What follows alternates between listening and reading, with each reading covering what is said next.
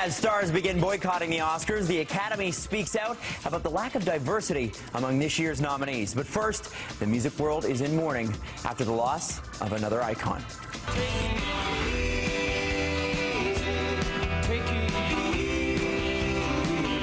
Eagles founding member Glenn Frey has died at the age of 67 of complications from rheumatoid arthritis, acute ulcerative colitis, and pneumonia. He passed away yesterday in New York City. The acclaimed guitarist from Detroit founded the Eagles in 1971 alongside Don Henley and co-wrote many of their seminal hits.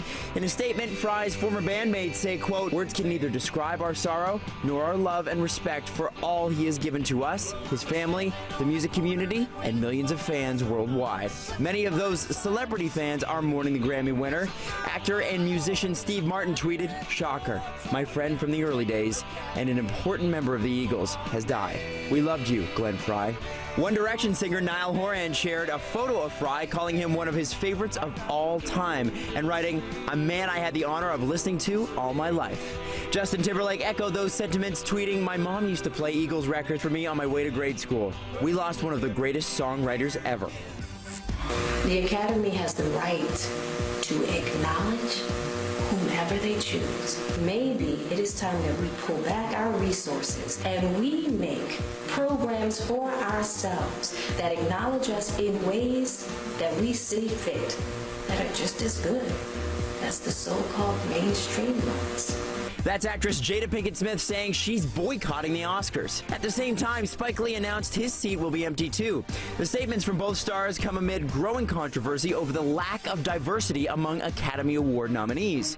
In fact, the president of the Academy says she is, quote, "heartbroken and frustrated about the lack of inclusion." In a rare move, Cheryl Boone Isaacs released a statement last night that reads in part, "This is a difficult but important conversation, and it's time for big changes. The Academy is taking dramatic steps to alter the makeup of our membership. We need to do more and better and more quickly."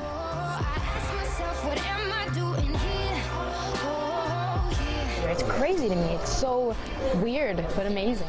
That is how Alessia Cara is describing the massive success of her hit single, Here. The 19-year-old has been riding on a wave since releasing the first single from her debut album, Know It All. And the Brampton, Ontario native tells us she's still getting used to being a public figure and role model. You know, a lot of my fans, I'm not much older than them. I'm not much wiser than them. You know, I'm kind of at the same level of life that they're in.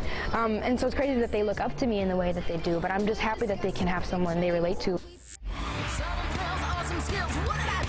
I was asked to participate in the recording of the All-Star spot for the NHL All-Star game that's happening at the end of January. Hometown hockey host Tara Sloan tells us why accepting this gig was a no-brainer.